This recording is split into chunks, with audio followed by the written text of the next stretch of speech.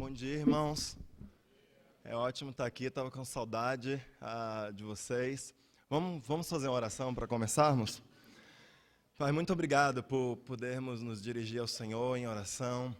Obrigado por esse dia tão maravilhoso que a gente está aqui cantando essas canções, orando a Ti, ouvindo a Sua palavra. Queremos lembrar e nos comprometermos a sermos aprendizes do Senhor, Pai, dispostos a mudar nosso curso e a refletir sobre nossos caminhos para agradar o Senhor. Queremos que o Senhor se agrade de nossas vidas. Por favor, nos ajude a sair com decisões a respeito desse tema que vamos falar hoje. Te agradecemos por cada um aqui, em nome de Jesus. Amém. Essa última semana a gente passou lá em Singapura. Nós fomos para uma conferência de liderança internacional que acontece de 2 em 2 anos, nosso movimento, e a gente teve com mais ou menos 700 líderes de todo o mundo. Foi bem inspirador ver pessoas, homens e mulheres, pregando a palavra, mulheres pregando para mulheres, pregando a palavra com poder, com paixão, falando a respeito da Bíblia e de suas vidas. Eu saí de lá, eu e a Ana, muito encorajados. Também tivemos convívio com vários irmãos ao redor do mundo, alguns que já conhecíamos, outros que conhecemos pela primeira vez. Pedimos muitos conselhos sobre nossas situações aqui em São Paulo. Foi muito esclarecedor, nos deu muita direção, confirmou várias decisões que temos tomado. E estamos aqui cheios de ânimo, tentando compartilhar as coisas que a gente aprendeu lá. E queremos, sem dúvida, passar esse espírito para todo mundo. Semana passada também eu completei 15 anos de cristão. Me sinto realmente extraordinariamente feliz como um discípulo. Eu não imaginava que, quando eu estava calculando me tornar um discípulo, que ia ser tão difícil. Mas eu também não tinha a menor ideia de quão incrível ia ser essa vida. E eu não me arrependo de ter tomado essa decisão e me sinto muito feliz, como cada um de nós, não? Que tomou essa decisão de servirmos ao nosso Senhor Jesus Cristo. Hoje, dia 7 de setembro, independência do Brasil. Independência ou morte? Há 192 anos atrás, Dom Pedro I recitava essas famosas palavras, às margens do rio Ipiranga. Independência ou morte? Eu aprendi, pesquisando essa semana, que há 25 anos atrás, a Romênia, quando lutou contra a ditadura que eles tinham, eles refizeram o hino dele e eles acrescentaram essa frase no hino também, independência ou morte. O grito simboliza a disposição de um povo de lutar pela independência, a disposição de um povo de morrer por um valor. É melhor morrer do que não ser independente, é melhor morrer do que não ter a liberdade. Um povo tão determinado a alcançar essa liberdade, que prefere a morte a não alcançá-la. E a vida é assim, não? Há algumas coisas na vida que, se nós não tivermos, é melhor morrer mesmo do que viver sem tê-las. Greg Hallam, um teórico, uma vez disse que até que encontremos algo pelo que vale a pena morrer, nós não estamos vivendo de verdade.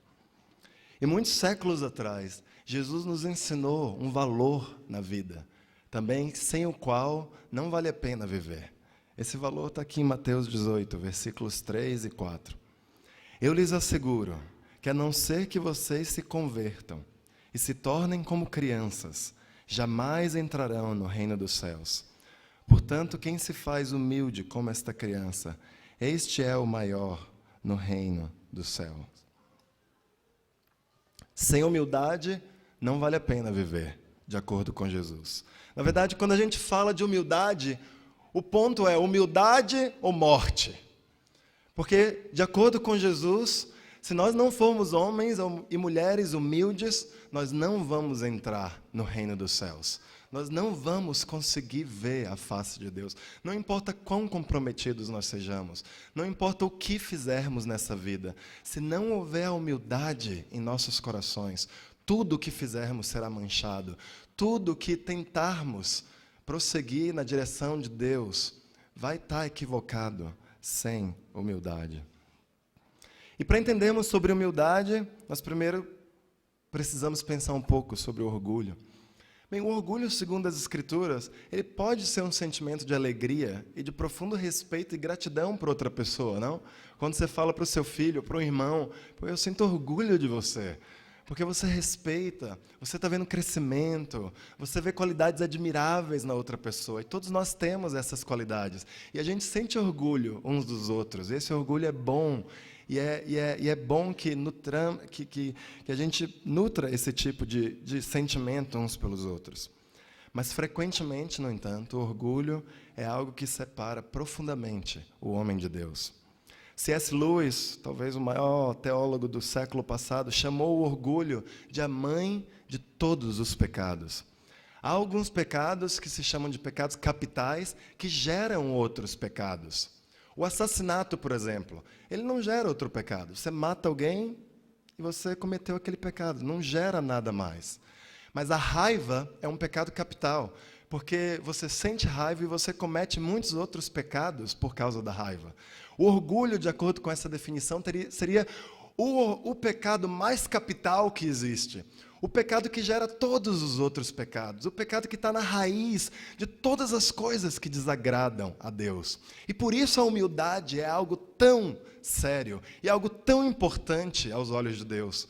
Porque quando nos tornamos humildes, quando lutamos pela humildade, nós estamos combatendo tudo o que desagrada a Deus. Estamos na raiz de todos os comportamentos que nos afastam de Deus. Provérbios 8, versículo 13. Diz que Deus odeia o orgulho e a arrogância. Há poucas coisas nas Escrituras que dizem que Deus odeia algo. Orgulho é uma delas. O orgulho é associado à desgraça. Quando vem o orgulho, chega a desgraça. Provérbios 11, versículo 2. O orgulho é associado às discussões. O orgulho só gera discussões. Provérbios 13, 10. O orgulho é associado à destruição. O orgulho vem antes da destruição. Provérbios 16, 18. O orgulho é associado à humilhação. O orgulho do homem o humilha. Provérbios 29, versículo 23.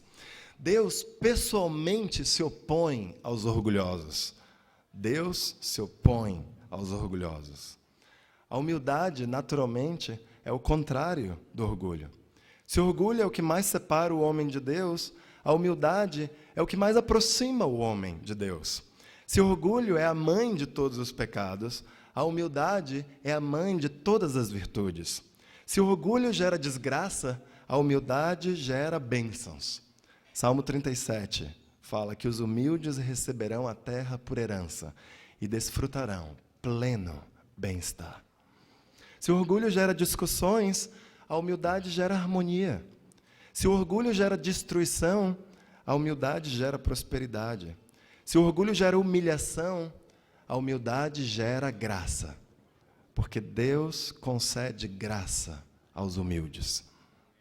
Jesus, naturalmente, era humilde. Jesus encarnou a humildade. Em Mateus 11, 29, ele fala: eu sou manso e humilde de coração.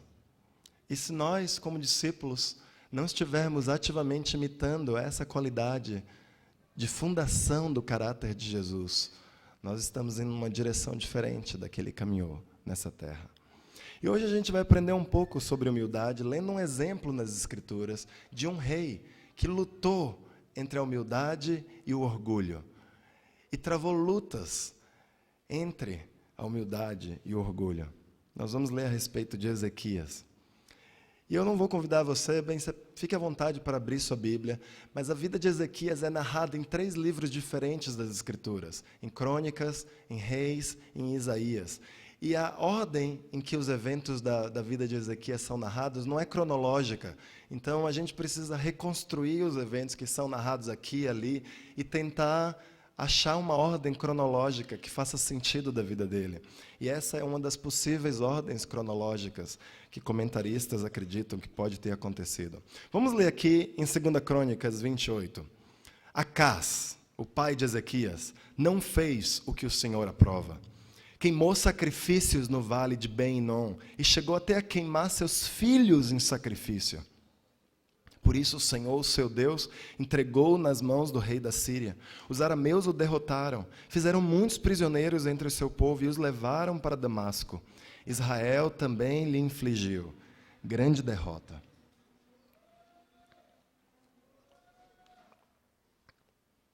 Acás foi um péssimo rei. Ele praticou coisas abomináveis. Imagina queimar seu filho em sacrifício. Sabe como os idólatras de Canaã queimavam seus filhos?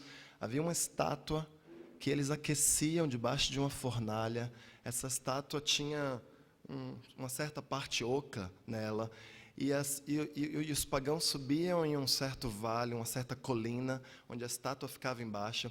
E eles jogavam seus filhos, bebês ou crianças de 2, 3, 5, até 10 anos, jogavam os seus filhos em cima dessa estátua, que estava ardida em brasas, e os filhos morriam dessa forma. Ele deixou o país devastado economicamente, porque ele se tornou vassalo da Síria. Em 2 Crônicas 28, a Bíblia fala que Acás descansou com seus antepassados e foi sepultado na cidade de Jerusalém, mas não nos túmulos dos reis de Israel, o que era uma grande vergonha naquela época. Seu filho Ezequias foi o seu sucessor. Assim nasceu Ezequias, no meio desse caos espiritual, no meio desse caos financeiro. Difícil nascer numa situação de vida complicada, não? Muitos de nós, talvez a maioria de nós, tenha nascido no meio de alguma disfunção familiar. Alguns de nós não tivemos contato com nossos pais. E isso causou e causa até hoje dores em nosso coração. Alguns de nós tivemos contato com nossos pais e fomos abusados de algumas formas, verbalmente ou fisicamente. E isso também causa dor em nossos corações. A maioria de nós, na verdade, sofre, mesmo que nossos pais tenham sido incríveis. E eu acredito que a maioria de nós, nossos pais, a vasta maioria, fez tudo o que podia, mas a gente sofre com os pecados deles, não? Assim como nossos filhos vão sofrer com os nossos pecados. E a gente carrega consequências dessas coisas. A verdade é que a gente nasce sem ter merecido coisas ruins ou coisas boas, mas algumas pessoas parecem já nascer tendo que correr atrás da vida para que algo bom aconteça. E assim foi o caso de Ezequias. Vamos ler aqui a respeito de Ezequias, em 2 Crônicas 29. Ezequias fez o que o Senhor aprova. Apesar de tudo conspirar contra Ezequias, ele virou o jogo, ele foi atrás de Deus e fez o que agradava a Deus. No primeiro mês do primeiro ano de seu reinado, ele reabriu as portas do templo do Senhor e as consertou. Convocou os sacerdotes e os levitas e disse: escutem-me, levitas, retirem tudo o que é impuro do santuário. Nossos pais foram infiéis, fecharam as portas do pórtico e apagaram as lâmpadas. Não queimaram incenso, nem apresentaram holocausto no santuário para o Deus de Israel. Pretendo, pois, agora fazer uma aliança com o Senhor, o Deus de Israel, para que o fogo da sua ira se afaste de nós.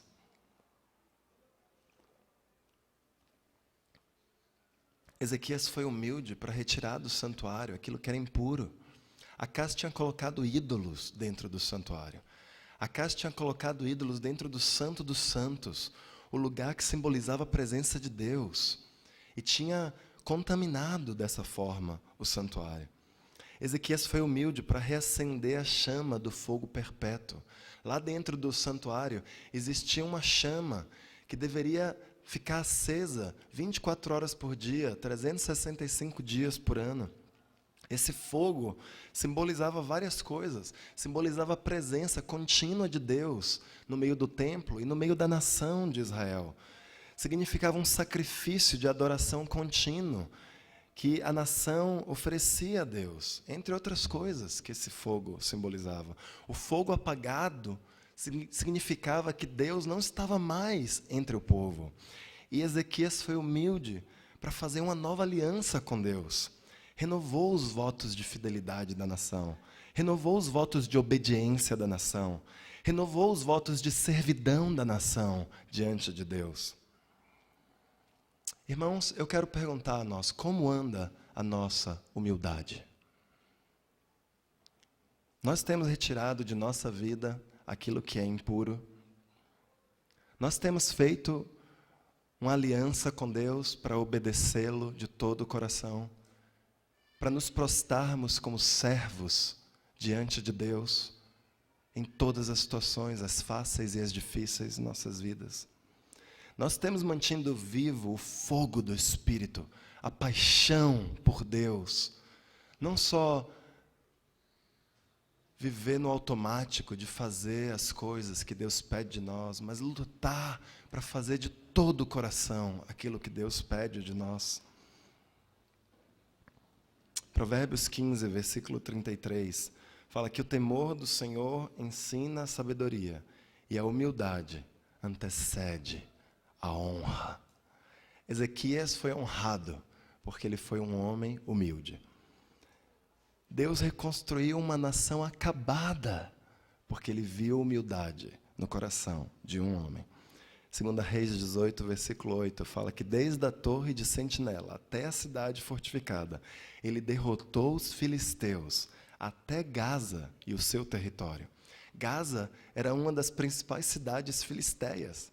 Ezequias conseguiu entrar no território filisteu e derrotar esses inimigos de longa data. O último rei que tinha tido sucesso contra os filisteus foi Davi, há algum tempo, muito tempo antes disso. 2 Crônicas 30, 26, fala que houve grande alegria em Jerusalém, pois desde os dias de Salomão, filho de Davi, rei de Israel, não havia acontecido algo assim na cidade. Ezequias celebrou a primeira Páscoa desde Salomão. Salomão havia vivido 3 séculos antes de Ezequias, com a presença de pessoas de todas as tribos, até as tribos do norte, que já tinham sido levadas como cativos para a Síria.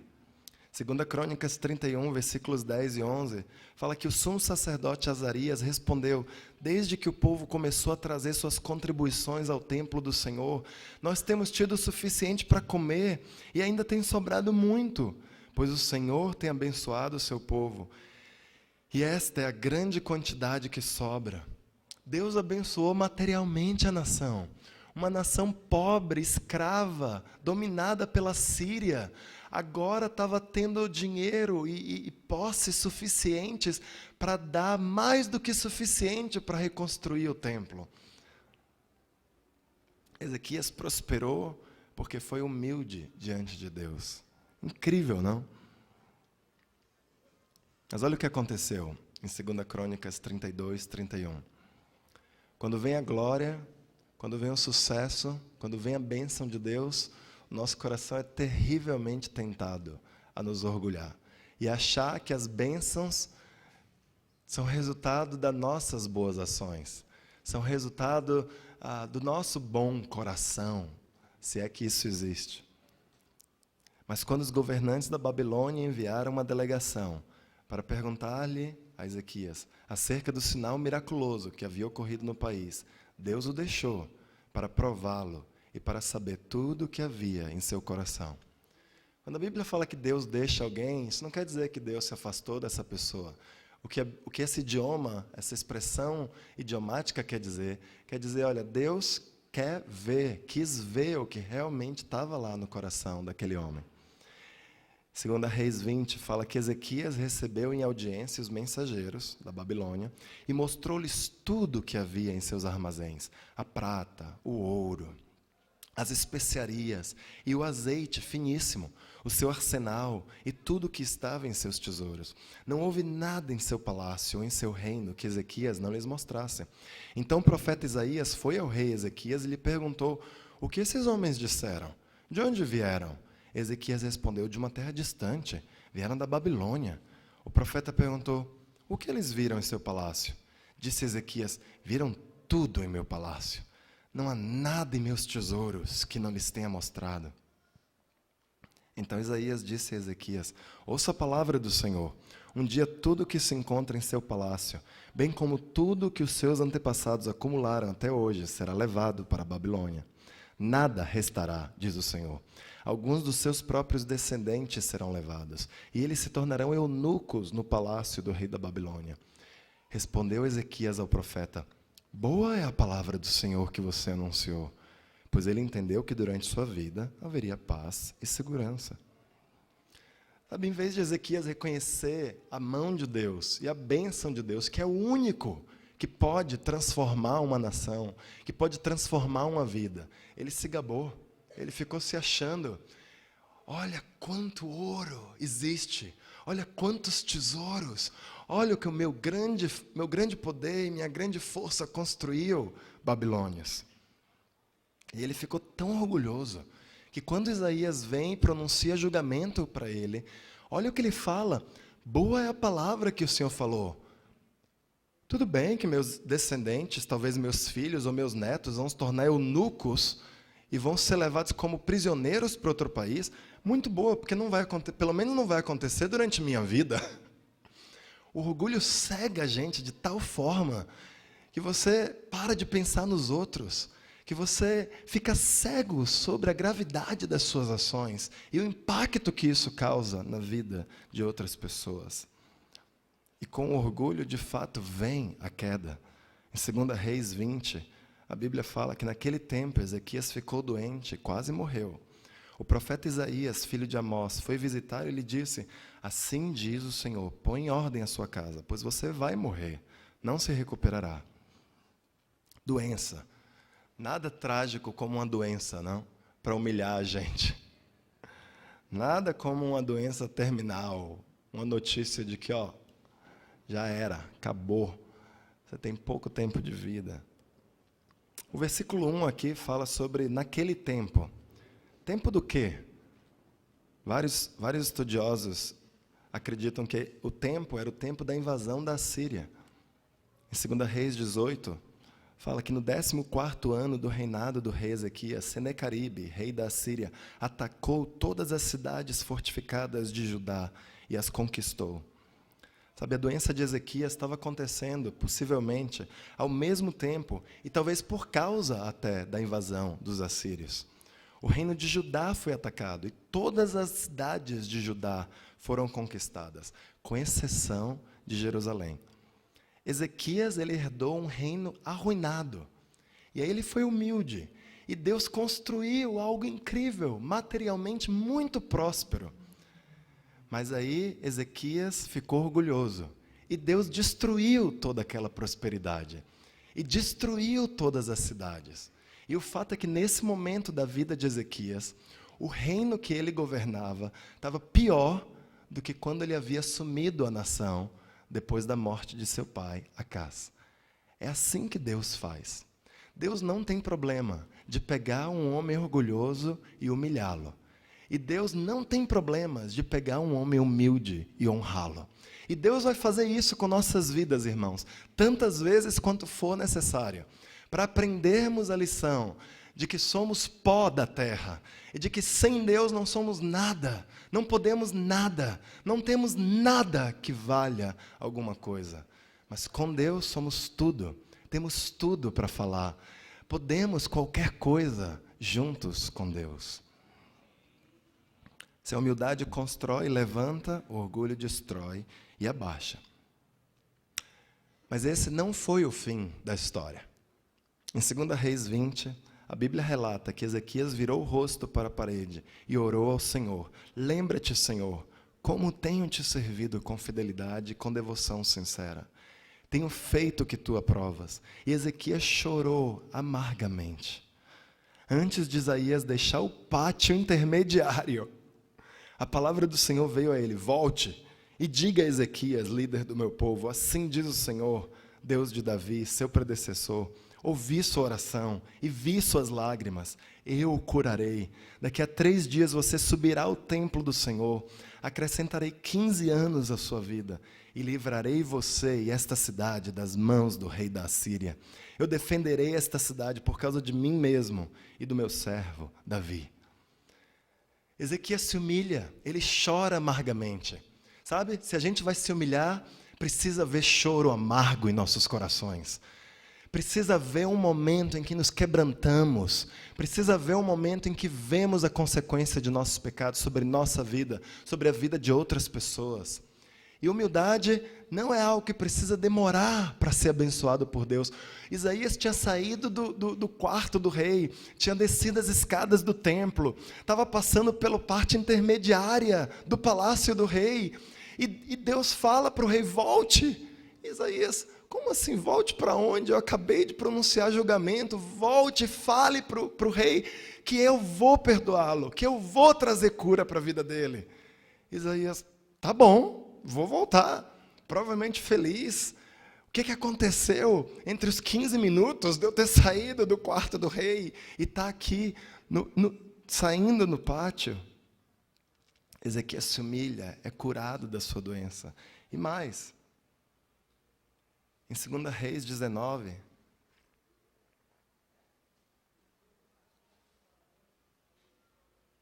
ao ouvir o relato dos assírios, o rei Ezequias rasgou as suas vestes, pôs roupas de luto e entrou no templo do Senhor.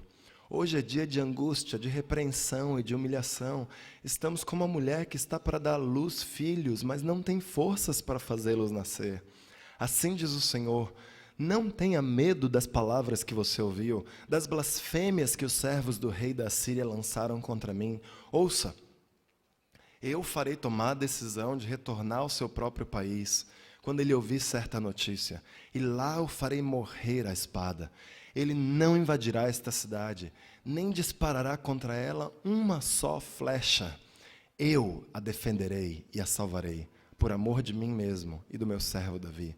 Naquela noite, o anjo do Senhor saiu e matou 185.000 homens no acampamento assírio.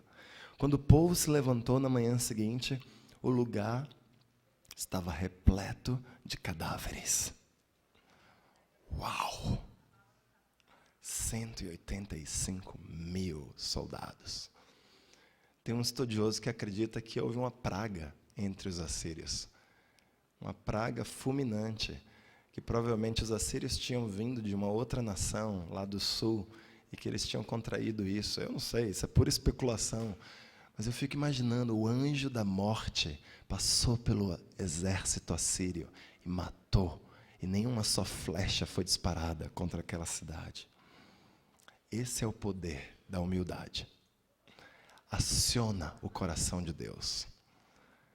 Leva Deus a lutar por nós e coloca Deus em nossa frente. E esse é a consequência do orgulho. Coloca Deus na nossa frente contra nós, resistindo a nós, impedindo que nós avancemos e que tenhamos qualquer tipo de sucesso verdadeiro nessa vida. Você é uma pessoa orgulhosa? Como anda a sua humildade? Se você tem alguma dificuldade de responder essa pergunta, eu quero propor um teste breve para você. Eu vou ler alguns indícios de humildade, tá bom? Você me acompanha aqui. Você é orgulhoso se você não quer falar com alguém ou passar tempo com alguém porque essa pessoa não é inteligente ou bonita o suficiente. Quando você pensa, deveriam ter pedido que eu fizesse isso, eu faria muito melhor. Quando você quer mudar o rumo de uma conversa para realçar algo que você fez. Quando você tenta obter o seu senso de valor, principalmente de um grupo de pessoas que são leais a você, que gostam de você, que sempre vão falar bem de você. Quando você quer ouvir coisas boas de outras pessoas, quando ouvir coisas boas de outras pessoas faz você se sentir menos valorizado.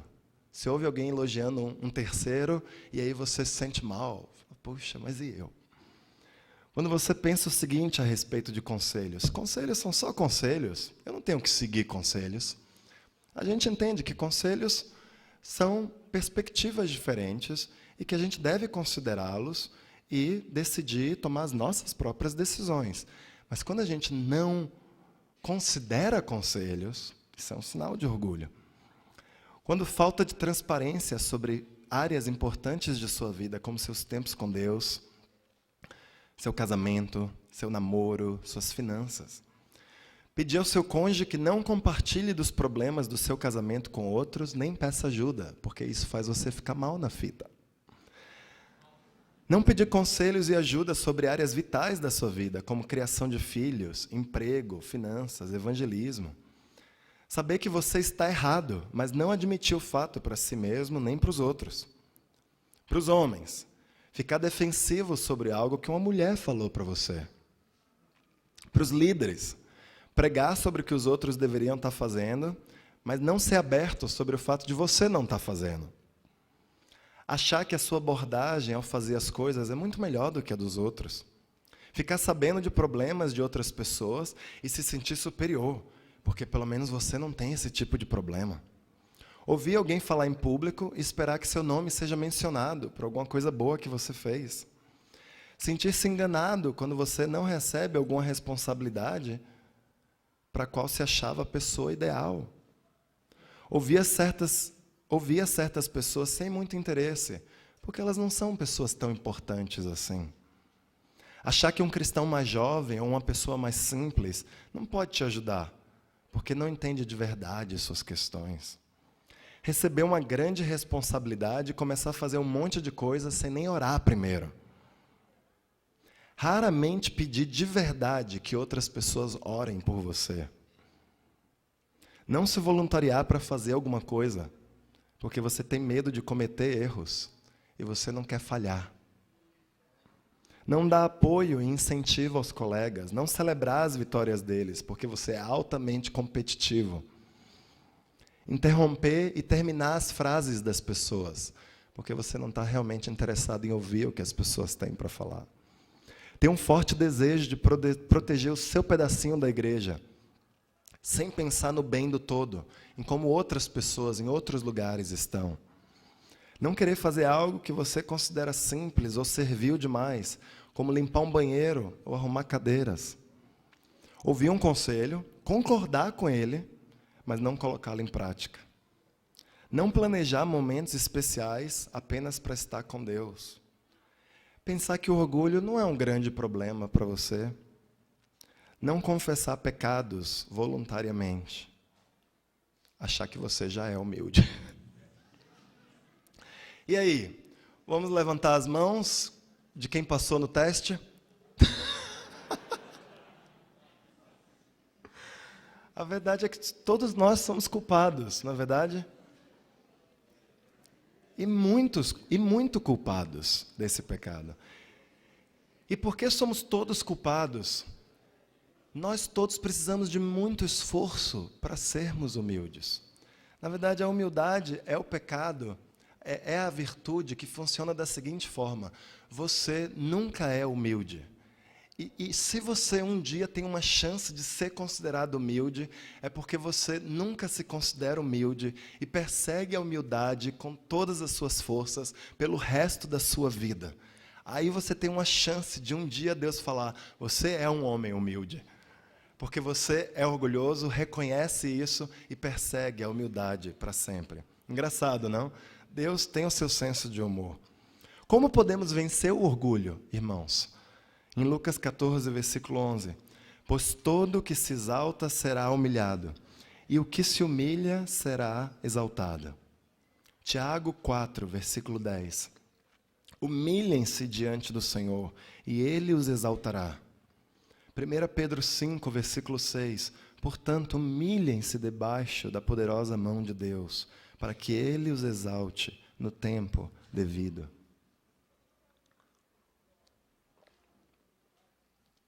Sabe, quando a Bíblia fala sobre humildade, é sempre um verbo.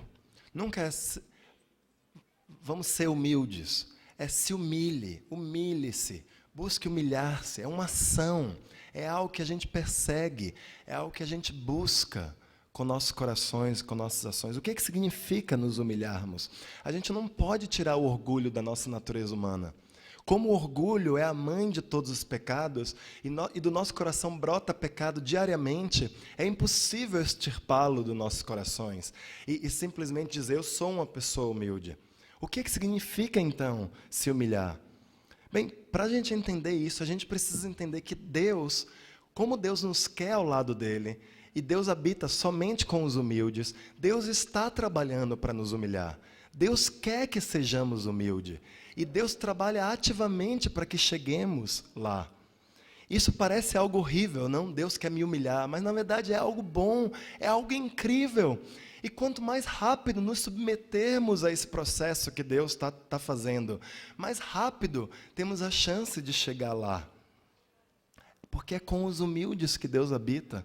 É na humildade que nós somos honrados. É a humildade que é a chave da bênção e do crescimento espiritual. Nos humilhar é admitir nossos pecados, mesmo quando outras pessoas não admitem.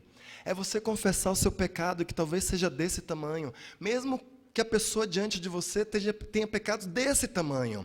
É você não se importar com como você vai parecer diante dos outros. E você ter Deus tão forte diante da sua presença, que você abre, você rasga seu coração, não se importando com como você vai parecer diante dos outros, porque você está tão preocupado que Deus te aceite e que Deus te honre. E você fala, é não querer proteger outras pessoas e não fazer um conchave de mediocridade, porque se eu confessar meus pecados, eu posso expor o pecado de outras pessoas. Você não está preocupado com pessoas quando você busca se humilhar.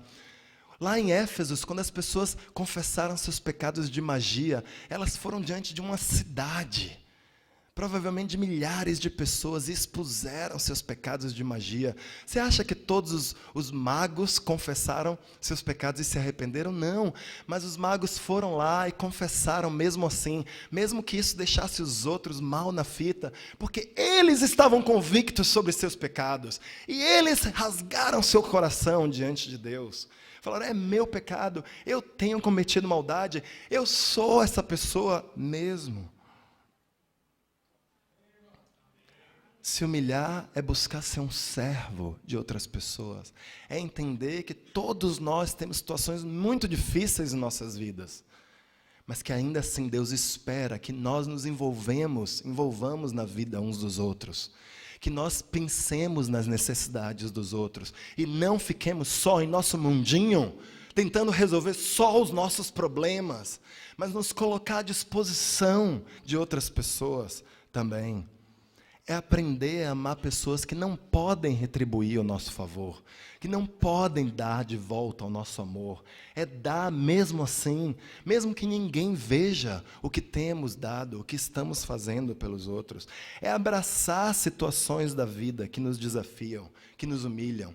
Em vez da gente reclamar diante de Deus que como a vida está difícil, como é complicado ser cristão, como é difícil ser casado com alguém que não está bem com Deus, como meus filhos têm causado problema, como meu salário, meu chefe, minha azucrina, é abraçar as dificuldades que a vida traz para todos nós e falar, essa é uma oportunidade que eu tenho diante de Deus de me humilhar e de me submeter e de aprender algo que Deus quer. É chorar diante de Deus para termos a força para passar pelas dificuldades e não para que Deus nos livre das dificuldades.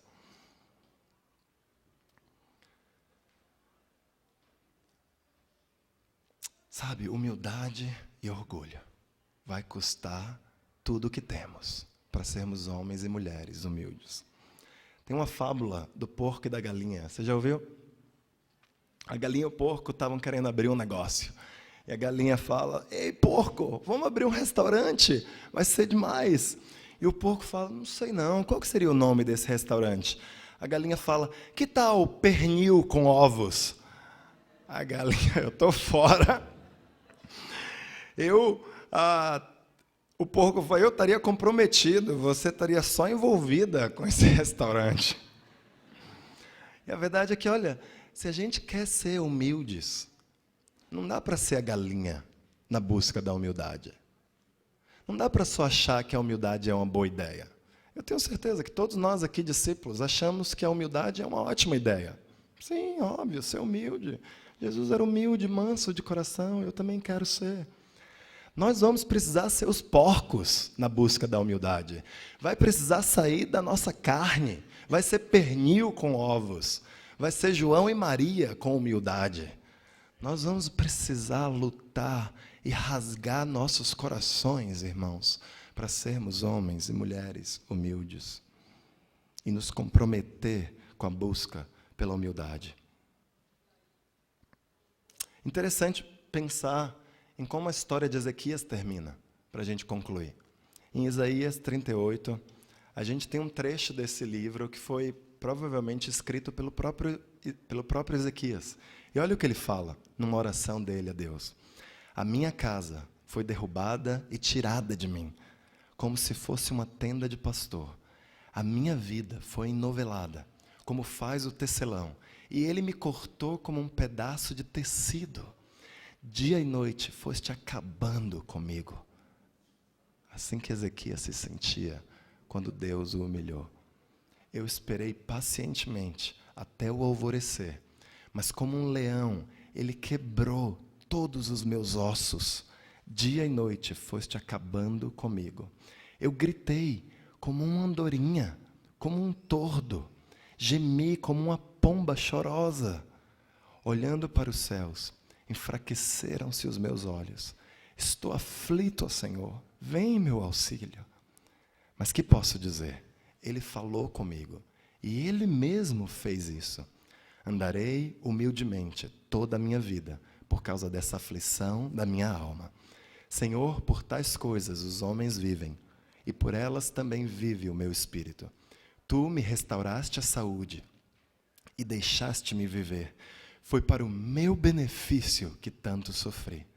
Em teu amor, me guardaste da cova da destruição.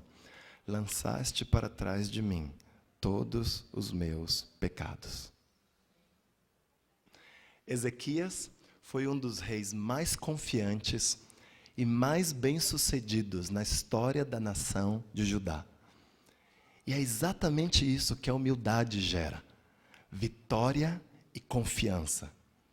Se você acha que humildade é alguém andar com a cabeça baixa, com um chicote, se chicoteando e andando por aí, falando perdão, perdão, perdão, você está completamente enganado sobre o que é a humildade verdadeira. A humildade, há um momento do choro amargo. E depois do choro amargo, há um momento da confiança. Porque sabemos, quando nos humilhamos, que Deus está conosco. Que Deus honra os humildes. Que Deus habita com os humildes. E se temos a confiança de que Deus está conosco, nós andamos de cabeça erguida. Nós andamos confiantes no futuro. Nós andamos certos de que Deus vai nos abençoar. De que Deus está conosco. De que não há nada impossível diante de nós se nós andamos juntos com Cristo. Mas o orgulho gera insegurança. O orgulho gera incerteza. Será que vai dar certo? Porque a verdade é que sem Deus conosco, não há nenhuma garantia de sucesso. Na verdade, há a garantia de fracasso, em última instância. E a gente anda sem saber, no máximo com uma falsa humildade, fingindo ou pretendendo que a gente tem uma autoconfiança. Mas essa confiança não é baseada em Deus. Irmãos, vamos ser uma igreja humilde. Não para a gente andar pedindo perdão por tudo, sem nem saber por que a gente está pedindo perdão. Só devemos pedir perdão para o que a gente vê em nossos corações.